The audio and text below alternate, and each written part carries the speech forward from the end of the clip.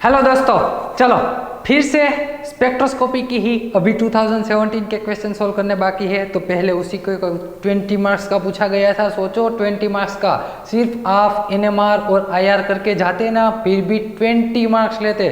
और नेट में 20 मार्क का बहुत ही इंपॉर्टेंट है। जिसने नेट का पेपर दिया है ना, उसे मालूम है 20 मार्क कैसे आते हैं। इसीलिए ये स्पेक्ट्रोस्कोपी बहुत ही इंपॉर्टेंट टॉपिक है भैया, कर लेना चाहिए आपको, मैं कहता हूँ। तो चलो क्वेश्चन सोल्व करिए। क्वेश्चन सोल्व करते हैं। ये रहा 98 नंबर का क्वेश्चन है, दिसंबर 2017 का, 4 मार्क्स का। 98 यानी कि 4 मार्क्स का क्वेश्चन है। चलो कुछ करने वाली ज़रूरत नहीं, सिर्फ एरोमेटिक इनटू एरोमेटिक यदि आप फाइंड कर लेना, यदि आपको सिर्फ 2 कॉन्सेप्ट आने चाहिए। पहला तो कंपाउंड कौन सा है, एरोमेटिक है या एंटी एरोमेटिक है, वो फाइंड करना है। दूसरी बात आपको ये फाइंड करनी है कि एरोमेटिक कंपाउंड है तो उसमें कौन से प्रोटॉन, यानी कि रिंग के अंदर के प्रोटॉन या रिंग के बाहर के प्रोटॉन कौन से सिल्डेड डिसोल्डेड जोन में है, एंटी एरोमेटिक में कौन से सिल्डेड डिसोल्डेड जोन में है। सिर्फ इतना पता होना चाहिए, आराम से आप क्वेश्चन सॉल्व कर सकते हैं। तो पहले वीडियो पॉज करके आपको खुद को ट्राई करना है, बाद में हम सॉल्व करते हैं। तो पहले खुद ट्राई कीजिए। चलो पहले वीडियो पॉज करके खुद ट्राई कीजिए। आप सब लोगों ने वीडियो पॉज करके ट्राई किया होगा। अब हम सॉल्व करते हैं। तो पहले तो एरोमेटिक एंटी एरोमेटिक फाइंड कर लेते हैं। तो कौन सा एरोमेटिक है, कौन सा एंटी एरोमेटिक है, उसके लिए आपको number of pi bond calculate करने आने चाहिए। Number of pi bond calculate करने आने चाहिए। तो चलो इसको मैं अभी जूम कर देता हूँ ना, ताकि आपको अच्छे से दिखाई दे। इसमें आपने एरोमेटिसिटी का कॉन्सेप्ट पढ़ा ही होगा। एक पाई बॉन्ड कितने इलेक्ट्रॉन देता है भैया, एक पाई बॉन्ड 2 इलेक्ट्रॉन देता है। कितने भैया, 2 इलेक्ट्रॉन। तो यहाँ देखो एक पाई बॉन्ड, यहाँ पे 2 पाई बॉन्ड है, ट्रिपल बॉन्ड है ना, 2 पाई बॉन्ड है, 2 पाई बॉन्ड है। तो उसमें से भी हमें एक ही पाई बॉन्ड कंसिडर करना है, ये एरोमेटिसिटी में पड़ा है। तो यहाँ पे 2 पाई बॉन्ड यानी कि एक कंसिडर करोगे 2 पाई इलेक्ट्रॉन, 4 पाई, 6 पाई, 8 पाई, 10 और 12।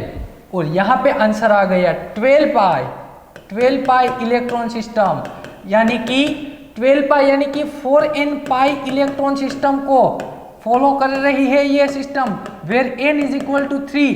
4n पाई आया तो हकल भाई हमें बता के गए हैं, हकल रूल हमें बताता है कि यदि 4n pi electron system, हकल rule से 4n पाई, हकल रूल क्या कहता है, हकल रूल एंटी एरोमेटिक कंपाउंड क्या है भैया, ये एंटी एरोमेटिक कंपाउंड है। हकल रूल हमें कहता है कि 4n पाई सिस्टम जो फॉलो कर रहा है वो एंटी एरोमेटिक कंपाउंड है। कौन सा है भैया, एंटी एरोमेटिक कंपाउंड है। दूसरा बात करते हैं इसके बारे में। देखो तो यहाँ पे अभी इसकी डिस्कशन नहीं करनी, इसकी डिस्कशन ही नहीं करनी। ये वाला तीसरा कंपाउंड है ना, वो देखो इधर आपको दिखाई दे रहा है कितने पाई इलेक्ट्रॉन सिस्टम। पहले पाई बॉन्ड कैलकुलेट कर लीजिए, कितने पाई बॉन्ड है, उससे 2 से मल्टीप्लाई कर देना है। 1 2 3 4 5 6 7 पाई बॉन्ड है, यानी कि 14 पाई इलेक्ट्रॉन सिस्टम। यहाँ पे क्या आ गया भैया, ये 14 पाई इलेक्ट्रॉन सिस्टम है, 14 पाई इलेक्ट्रॉन सिस्टम। और 14 पाई इलेक्ट्रॉन सिस्टम क्या कहता है, 14 पाई इलेक्ट्रॉन सिस्टम यानी कि ये 4n प्लस 2 पाई इलेक्ट्रॉन सिस्टम को फॉलो करता है, where n is equal to क्या है भैया, यहाँ पे n 2 यानी कि n इज इक्वल टू आएगा 3, n यानी आएगा 3।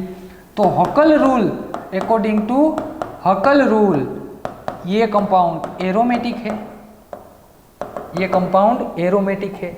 आपको इतना मालूम है, चलो आपको इतना तो मालूम है ना, ये कंपाउंड एरोमेटिक है और एंटी एरोमेटिक, ये सब आप जानते हैं। पहला कंपाउंड एंटी एरोमेटिक है, तीसरा कंपाउंड क्या है, एरोमेटिक है। सीधी बात, एक ही बात याद रखो, एक ही बात याद रखो। अभी 1 ही मिनट में क्वेश्चन सोल्व हो जाएगा, देखना। एक कॉन्सेप्ट मैंने पढ़ाया था, मैग्नेटिक एनिसोट्रोपिक इफेक्ट। उसमें हमने क्या पढ़ा था कि एरोमेटिक कंपाउंड में अंदर का भाग, रिंग के अंदर का भाग यानी कि इनर पार्ट, उसमें यदि एटम है या प्रोटॉन है वो सिल्डेड जोन कहलाता है। एरोमेटिक रिंग में रिंग के अंदर का भाग सिल्डेड जोन है, रिंग के बाहर का भाग डिसिल्डेड जोन है। क्या है, रिंग के बाहर का भाग डिसिल्डेड है। तो यहाँ पे ये जो प्रोटॉन है ये कंपाउंड कौन सा है भैया, ये वाला कंपाउंड एरोमेटिक कंपाउंड है ना, तीसरा कंपाउंड है एरोमेटिक कंपाउंड है। तो एरोमेटिक कंपाउंड में रिंग के अंदर का भाग, ध्यान देना, रिंग के अंदर का भाग सिल्डेड है ना, एरोमेटिक इन, यहाँ ऐसा लिखो in aromatic compound, aromatic compound, aromatic compound में इनर पार्ट इन रिंग ऐसा लिखो, इन रिंग सिल्डेड जोन या तो सिल्डेड प्रोटॉन लिखो, और out of ring, out ring deshielded zone है ना, डीसिल्डेड जोन या डीसिल्डेड प्रोटॉन। अभी हमारा प्रोटॉन ये हमें सर्कल करके दिया है, वही प्रोटॉन के बारे में डिस्कशन करनी है। तो ये सर्कल वाला प्रोटॉन रिंग के अंदर है, कहाँ है, रिंग के अंदर है, और रिंग के अंदर यानी कि सिल्डेड जोन में है।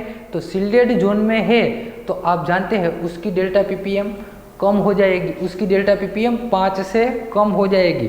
जनरली जो फ्री प्रोटॉन होता है उसकी डेल्टा पीपीएम 5 होती है, जिस पे कुछ भी इफेक्ट नहीं लग कर रही है। लेकिन ये तो सिल्डेड जोन में है, सिल्डेड जोन में डेल्टा पीपीएम 5 से कम हो जाती है। तो देखो तो इसमें कौन सा ऑप्शन मैच कर रहा है, एक ही ऑप्शन है भैया, एक ही ऑप्शन मैच कर रहा है, कौन सा भाई, थर्ड नंबर में आंसर नंबर सी आएगा।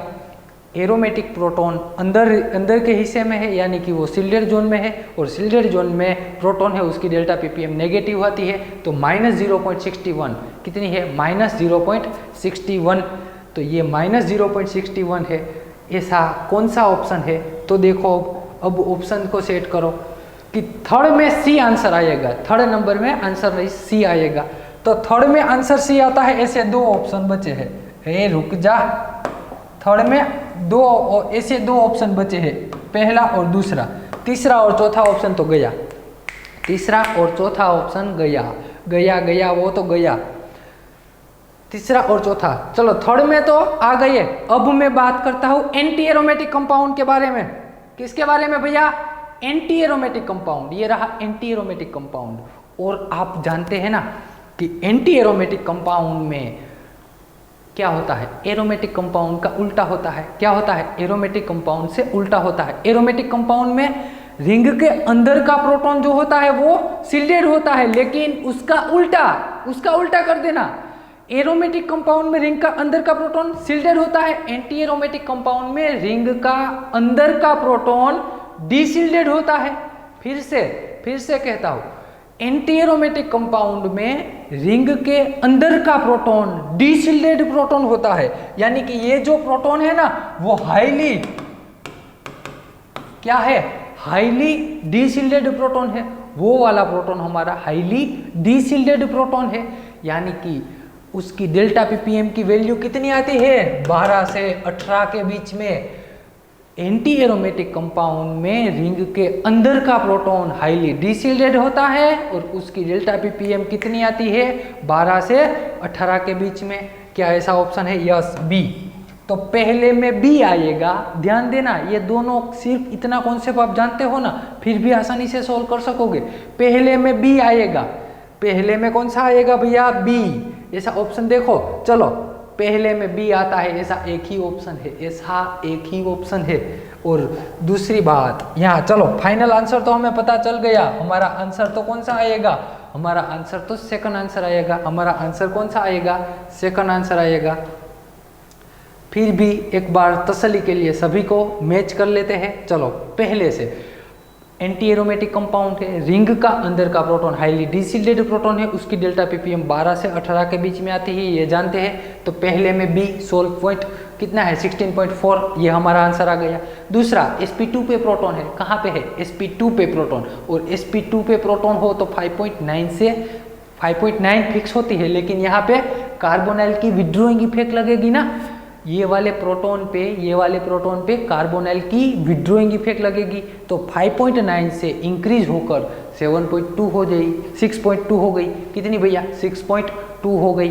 तो ये बात थी। तीसरा तो एरोमेटिक कंपाउंड है, एरोमेटिक कंपाउंड में रिंग के अंदर का प्रोटॉन जो होता है वो क्या होता है, रिंग के अंदर का प्रोटॉन हाईली शिल्डेड होता है, उसकी डेल्टा ppm नेगेटिव में चली जाती है, तो -0.61। तो ये सिंपल क्वेश्चन था। आपका आंसर आएगा बी। आपका आंसर क्या आएगा भैया? बी। आपका आंसर आता है बी। एक बार अच्छे से देख लीजिएगा, एक बार अच्छे से आप देख लीजिएगा। चलो, ये क्वेश्चन था भैया सिंपल। सिर्फ आपको पता होना चाहिए एरोमेटिक रिंग में अंदर का प्रोटॉन शिल्डेड होता है, बाहर का प्रोटॉन डीशिल्डेड होता है। ठीक वैसे ही उससे उल्टा कर देना है। एंटी एरोमेटिक कंपाउंड है तो रिंग के अंदर का प्रोटॉन हाईली डीशिल्डेड होता है, रिंग के बाहर का प्रोटॉन शिल्डेड होता है, क्योंकि उसमें इंड्यूस मैग्नेटिक फील्ड की डायरेक्शन ऑपोजिट हो जाती है। तो ये 4 मार्क्स का क्वेश्चन था, आपने आसानी से सॉल्व कर लिया। बढ़ते हैं अगले क्वेश्चन की ओर। ये रहा आपका अगला क्वेश्चन, दिसंबर 2017 का ही है। चलो, वीडियो पॉज करके पहले आप खुद ट्राई कीजिए, बाद में हम सॉल्व करते हैं। वीडियो पॉज करके आपको ट्राई करना है कि कौन सा ऑप्शन आएगा। आपको NMR, सिर्फ NMR दिया हुआ है, दूसरा कुछ नहीं है। NMR से ही आपको पता लगाना है कि कौन सा ऑप्शन आएगा। मैंने अगले लेक्चर में आपको एक हिंट दी थी। क्या थी भैया? एक हिंट। यदि आपको बेंजीन रिंग के प्रोटॉन के सिग्नल दिए हुए हैं ना, तो पहले तो वो देखो कितने हैं यहाँ पे। बेंजीन रिंग के प्रोटॉन के सिग्नल कितने हैं? तो भैया यहाँ 2, 6.5 से लेके 8.5 के बीच में जो सिग्नल होता है वो बेंजीन रिंग का होता है। ये हमें मालूम है कि बेंजीन रिंग का सिग्नल नहीं है, ये मालूम है कि बेंजीन रिंग का सिग्नल नहीं है। तो बेंजीन रिंग के 2 ही प्रोटॉन है, 2 ही सिग्नल है। इसका मतलब क्या हुआ? देखो तो डाई सब्स्टिट्यूटेड है, चारों के चारों ऑप्शन हमें डाई सब्स्टिट्यूटेड बेंजीन दिए हुए हैं विथ डिफरेंट सब्स्टिट्यूशन। मैंने आगे के लेक्चर में आपको करवाया था कि विथ डाई सब्स्टिट्यूटेड बेंजीन हो, विथ डिफरेंट सब्स्टिट्यूशन हो। तब यदि ऑर्थो सब्स्टिट्यूटेड बेंजीन होगा तो वो 4 सिग्नल देगा, मेटा सब्स्टिट्यूटेड होगा वो भी 4 देगा, लेकिन सिर्फ पेरा सब्स्टिट्यूटेड जो बेंजीन होगा वो ही 2 सिग्नल देगा। तो यहाँ आपको 2 ही सिग्नल दिए हैं। इसका साफ साफ मतलब ये है कि ऑर्थो मेटा वाले नहीं आएंगे, सिर्फ पेरा वाले ही आंसर आ सकते हैं, सिर्फ पेरा वाले ही। तो पहला ऑप्शन तो हमने रिजेक्ट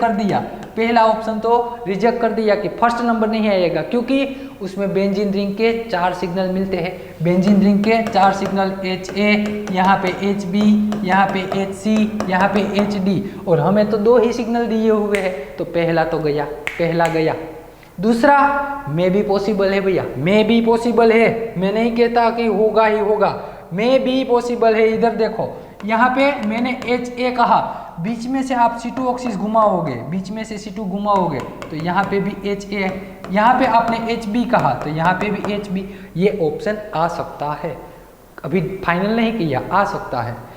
इधर आओ, इधर भी भाई बेंजीन रिंग के, मैं सिर्फ बेंजीन रिंग के प्रोटॉन अभी दिखाई दे रहा हूँ। यहाँ पे HA कहा आपने तो ये भी HA है, यहाँ पे आपने HB कहा तो ये प्रोटॉन भी HB है। ये भी आ सकता है, ये आंसर भी आ सकता है। यहाँ पे भी आ सकता है, पेरा सब्स्टिट्यूटेड है इसलिए ये भी आ सकता है। यहाँ पे HA, यहाँ पे HA, यहाँ पे HB, यहाँ पे HB। ये 3 आ गए ना, ये 3 आपको पता चल गए। पहला ऑप्शन नहीं आएगा, ये 3 आने वाले पॉसिबल है। अब मैं क्या कहता हूँ मालूम है? चलो, यहाँ से हमें पता चला कि ये 3 ऑप्शन आ सकते हैं, ये 3 ऑप्शन आ सकते हैं। 7.38 एंड 7.25 2 सिग्नल दिए हुए, इसका मतलब ये पेरा सब्स्टिट्यूटेड आएंगे। अब बाकी बचे उसके बारे में डिस्कस करना है ना, बाकी जो बचा है उसके बारे में डिस्कस करना है। तो देखो ना, अब मुझे बताना कि हम कौन सा ऐसा कॉन्सेप्ट यहाँ पे अप्लाई करके निकाल सकते हैं हमारा आंसर। देखो, ये जो जरूरत नहीं ना उसको अभी मैं जाने देता हूँ ना। देखो, अब हमें जो 1.29 सिंगलेट दिया हुआ है, 1.29 सिंगलेट दिया हुआ है, तो यहाँ पे ऐसा सब्स्टिट्यूशन होगा कि नहीं होगा? यहाँ पे कुछ ऐसा सब्स्टिट्यूशन था कि भैया नहीं था? यस, ऐसा सब्स्टिट्यूशन था। यहाँ पे BR है, चलो ऐसा सब्स्टिट्यूशन है। अब सिर्फ एक ही सिग्नल दिया हुआ है, ये 2 सिग्नल तो चले गए किसके भाई? ये 2 सिग्नल तो चले गए बेंजीन रिंग के, ये दोनों बेंजीन रिंग के हैं। अब सभी में देखो मिथाइल तो है, सभी में यहाँ पे मिथाइल, यहाँ पे methyl, methyl methyl methyl methyl methyl, सभी में मिथाइल है। अब देखो सभी मिथाइल के उन्होंने कॉमन पिक दे दिए हैं, ये 1.29 एक ही पिक दिया ना, उसका मतलब सभी मिथाइल एक जैसे ही है, सभी मिथाइल एक जैसे ही है।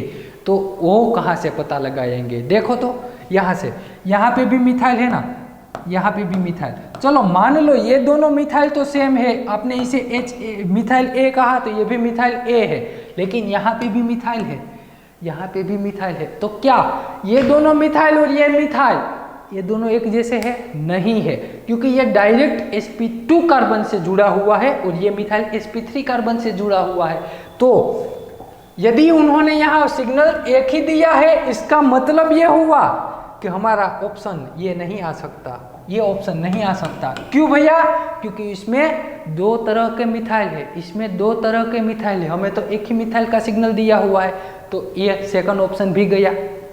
इधर आओ, यहाँ पे भी क्या है? मिथाइल, यहाँ पे भी मिथाइल है, यहाँ तो हमें प्रोटॉन के सिग्नल दिए हुए हैं, सिर्फ प्रोटॉन के सिग्नल दिए हुए हैं। तो मुझे यहाँ से इतना पता चला कि ये दोनों मिथाइल चलो सेम है, लेकिन यहाँ पे CH2 है ना, मान लीजिए इसका सिग्नल हमें 1.29 पे दे दिया, 1.29 पे ये सिग्नल हमें दे दिया, 1.29 पे दे दिया, तो ये CH2 का सिग्नल ही नहीं है, ये CH2 का तो सिग्नल ही नहीं है। इसका मतलब क्या हुआ? इसका मतलब एक ही है कि ये ऑप्शन भी नहीं आ सकता, ये ऑप्शन भी नहीं आ सकता, ये भी नहीं आएगा, ये भी नहीं आएगा। देखो अभी मैंने चौथा ऑप्शन देखा ही नहीं, चौथा ऑप्शन नहीं देखा, लेकिन इतना पता है कि ये तीन तो नहीं आएंगे, तो चौथा देख लेते हैं। देखो ना, यहाँ पे HA कह दिया तो मैंने इसे भी HA कहना पड़ेगा, HB तो ये भी HB होगा। अब देखो C2 ऑक्सीज प्रेजेंट है, अरे है ना, C2 ऑक्सीज प्रेजेंट है, इसलिए तो आपने इसे HA कहा तो ये HA हो गया, इसे HB तो ये भी HB हो गया। अब बारी किसकी आई? ये तीनों मिथाइल की। क्या तीनों मिथाइल सेम है भैया? अरे हाँ, देखो इधर देखो, यहाँ आपके मिथाइल, ये भी मिथाइल, ये भी मिथाइल। यदि एक कार्बन पे मान लीजिए यहाँ ये कार्बन पे 3 हाइड्रोजन है, तो एक कार्बन पे जो 3 हाइड्रोजन सेम हो सकते हैं, तो ठीक वैसे ही sp3 कार्बन है तो उसके तीनों के तीनों मिथाइल सेम हुए।